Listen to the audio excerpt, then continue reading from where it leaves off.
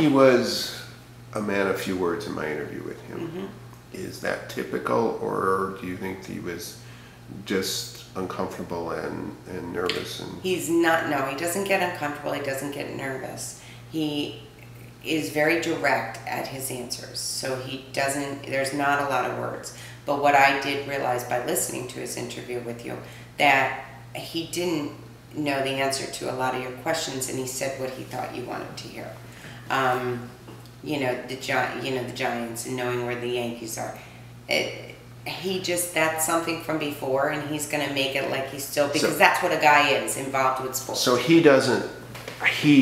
and many of the people I've interviewed have remarkable recalls of sporting events, and it's one of the theories that I'm kicking around in terms of options for long-term, self-therapy, is to use sort of a fantasy football sort of structure for therapy, which is why I asked the questions.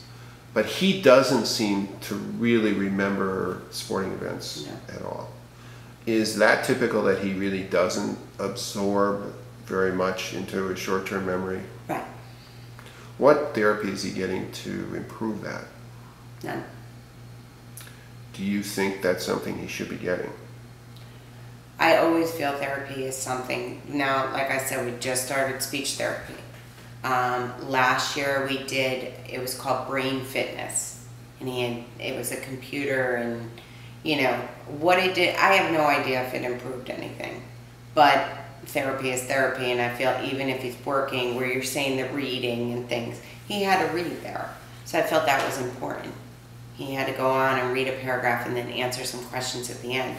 So, okay, it's more than what he was doing sitting in his room where, he's really looking at the TV and he's nothing's even being absorbed. So even when he watches something that it seems like he might be interested in, he's really not paying attention to it?